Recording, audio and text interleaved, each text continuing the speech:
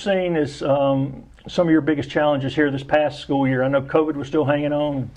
Yeah, COVID was obviously on the forefront for us, starting in, I guess, August or so. You know, late July, early August. We had plans, had to adjust pretty quickly. Our data showed a ton of growth for our students. We do MAP testing, 3rd grade through 9th grade, and we showed growth across the board for our students. Whether it was enough to get them to, being proficient or whatever, we don't know that yet. So we'll get this data sometime later in the summer from our state testing, and we'll see where we are and we'll adjust. The ESSER money has helped specifically last year with additional interventionists in all 3 levels of our schools. So we were able to do small group stuff, individual stuff with students in reading, math, writing, all those things. So that was a big help. It was a challenge for schools to schedule it and things like that, but that was a big help.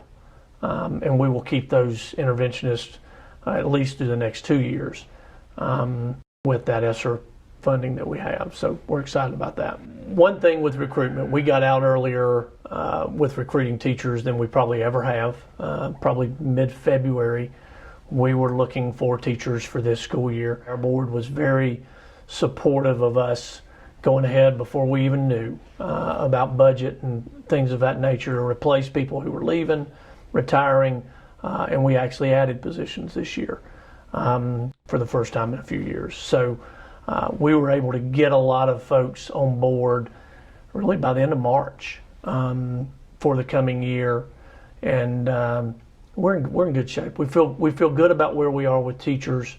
We've struggled with some staff members finding them, bus drivers, custodians, teaching assistants, things of that nature. But everybody, I was going to say that's a universal. Yeah, everybody's dealing with worker shortages. We've got really good, dedicated teachers, and I know everybody kind of says that.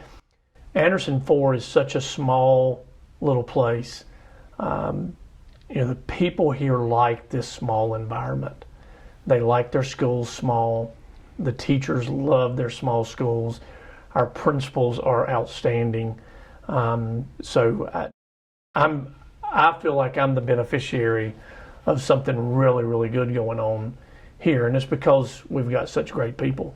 We'll see some growth, probably, I would say 30 to 80 students district-wide, and we'll see how that goes. So that is going to start affecting us soon. Anderson 4 has not been over 3,000 students, I don't think, ever, and we're going to push that this year, I think. Pendleton High School has never been 900 or more, and we're going to push up to 900 this year at Pendleton High. So the growth is going to affect us. I've spent some time this summer with county and town planners about housing units going in our district. We did a big enrollment study last fall, and it's doubled since last October. So we've got 2,200 housing units, apartments, townhouses, single-family homes coming in the next 3 to 5 years in our district that are approved. There's others that are not approved yet that are coming as well. But we're planning for that. I've got a long-range facility plan that we will begin to roll out in September to the public, to our families and community. So our school board will hear some options going forward for a 10-year facility plan. That's one of the talks in the community. What are the schools going to do? What are y'all going to do? All these houses being built, and so we've got a 10-year plan that we'll have in effect, and our community is going to be really important for that, because the 10-year maintenance plan, that's one thing. We can take care of that. That's roofs and HVACs and flooring and painting and things taking care of buildings. we can handle that. What we can't handle is if we have a big influx of students where we've got to do something facility-wise. And so I anticipate that in the future, in the next 18 months to 2 years, to have to ask for a lot of input. I'll actually start asking for input this fall from our families. What do we do? What do you want to see us do? Our grade strands right now are K6, 7, 8, 9, 12. I don't know. Do we look at K5 to open up some room in our elementary schools? There's a lot of things that we need to do. Our high school is going to be overcrowded soon as well. We know that Riverside Middle School has only, we can only put 2 grades there because of the size of that facility. So we've got some conversations to have over the next 6 to 18 months to kind of narrow our focus down on what we would like to be able to do. The referendum that was passed was 05, 06. That's the one that built Mount Lebanon Elementary School. Right. Wow, I didn't think it was that long ago. That's almost 20 years ago. I think that school opened in 07. And that restructured our grade structure to K6, and then like we have now. So that was the last time we passed a referendum. State law 388 kind of limits what y'all can do. I mean, we can go to we can borrow up to 8% of our property value in the district. And so we are doing that. That's part of our maintenance plan, especially for big purchases. We're in good shape right now with roofs, for instance. Previous superintendents did a good job of preparing and planning for and then paying for roofs and HVACs and paving, things of that nature. Things that people don't think about when they think about schools. That's exactly right. Yeah, those things that if they go wrong, you're going to hear about them. But you've got to be able to keep up with those things, and it's pretty pricey to put a new roof on a 150,000 square foot facility. So we're in good shape with those right now, but we won't be in 10 years. So same thing with HVACs. We've done a lot of, just in the last 2 or 3 years in our elementary and middle school, done a lot of new air conditioning heat units. So we're in good shape for now, but in 10 to 15 years we won't be. So we can do some things with general obligation bonds, and we do that every year. We're not tapping 8% of our value, but we're doing 4 to 5% now to take care of some of those bigger projects. The 1 cent sales tax helps out. The 1 cent sales tax has put in brand new, state-of-the-art playgrounds at every one of our elementary schools. We're finalizing the last one this summer down at Pendleton Elementary, the kindergarten playground down there, finishing it up. Things like health insurance and fuel costs and increased labor costs put a strain on school budgets in ways people don't think about, I think. 18.1% increase in health insurance for our portion, school district's portion this year. That is as you can imagine, a considerable number to raise those rates 18% at one time. The cost of just salaries of employees. We've had to do some things with our budget currently that make us competitive with those around us and maybe put us in better position than those around us, so that we can attract the best of the best in our region. I'm really excited about what we've been able to do with our budget. Our budget fully was targeted toward taking care of our people, because our people take care of our kids. And if we can help them in a time of the worst inflation in over 40 years, then I'm really happy to be able to do that. And so we're able to do that for our employees this year with our budget, and I'm just ecstatic about it. So there was a lot of talk this spring, adjusting formulas and new funding processes for the state and all that. We ended up being okay with that. Although, Greg, we get the least amount of state dollars in the county, percentage-wise. We get 65% of every dollar. We don't get 100%. And so, that has to come from somewhere. For us, it comes from local revenue. That's one good thing about growth, is that as more people move in, more people are paying automobile taxes. We've got a healthy fund balance in case things really go off a cliff. But I feel good about our direction. We're very healthy. Our school board, our chief financial officer have done a great job with really stewarding taxpayers' money for years and years and years. And so I feel great about where we are financially in the district. We're doing some new security and safety things in our front offices at our schools that limit access to the entire school facility. That'll be, everybody will see that. When they walk in their school and they walk in those front offices, they'll say, okay, this is different. And it is about security and safety of our students. We're doing a lot of work with, as you can imagine, safety and security this summer, making sure our plans are up to date. We're going to have SLED come in the spring, in September. They're going to do walkthroughs. They're going to help give us some recommendations on additional things that we can do. And you know that over the past 5 years, we've spent a great deal of money on safety and security in our district to make our schools as safe as they possibly can be. So that's one thing. Otherwise, we did a lot of painting this summer. We'd put off painting for several years. So we've got a lot of classrooms that got painted. We got a lot of hallways. We did some new turf in the middle of the football field, the middle stripe of the football field. We have a hope for cost analysis has got to come in, but we are planning on, if the board approves, probably September or so. We're planning to build a new baseball and softball complex.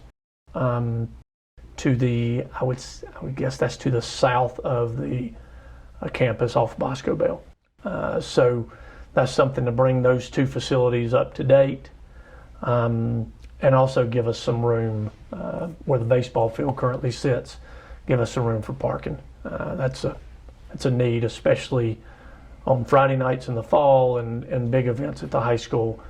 We've got cars parked all up and down 187, and it's not the safest thing. So we want to get some more parking on campus. And so hopefully we'll be breaking ground on that sometime in the fall. I'm a believer in doing what we do best and continue doing it as best we can. As I said, the interventionist mattered this year. We think that's going to continue for the next couple of years. Really and truly, it is doing the work that teachers do best and giving them time to do the things that they do best. They've had, in the last 2.5 years, have been such a struggle. And we had some good times in there, and we had to be really flexible and have a lot of grace and all that. I'm excited about just getting back to what our teachers do best and doing it without a lot of interruptions. At the beginning of focusing on STEAM throughout the district, we've had some portions here and there, but we've got robotics clubs at all 5-6 of our schools. We're planning for robotics clubs at all 6 of our schools. So that's a place a niche place where some kids can get really interested in science and math, technology. We've got a alternative program as well. We're moving that alternative program from the house at Pendleton Elementary, moving it to a big space at the high school this year, and that is for students who are have attendance issues, grade issues, or behavior issues that don't need to go to Renaissance Academy for an extended period of time. It's a shorter placement for us where we can kind of get them straight, get them some counseling services, doing it at the high school kind of opens that up a little bit more for our guidance counselors or mental health administrators at the high school to be able to help out with those students. So I'm excited about that. We have a new director of student services here at the district, Jeff Boozer, who was our middle school principal for the last 5 or 6 years, is coming over to do that. So he's going to be doing a lot of student service work in our district, working with families, working with guidance counselors, things of that nature. We've hired a new mental health counselor as well. The governor's push probably in December for more mental health.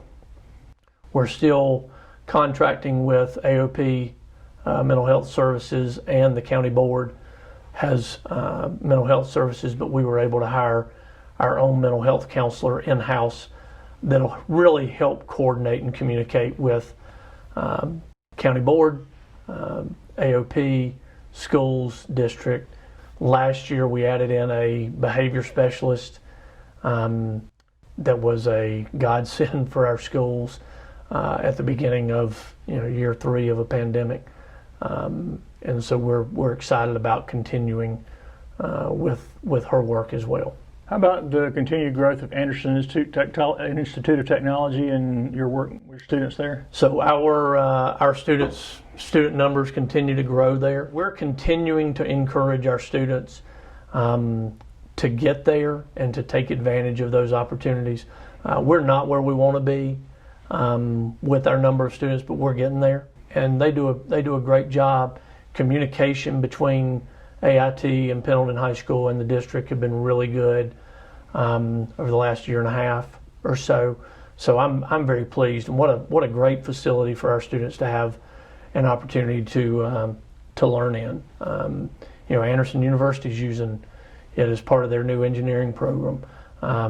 It's a remarkable place and a community win for the 3 districts that are served by AIT. Pendleton High School has historically been an advanced placement school. We have 15 or 16 offerings of advanced placement courses.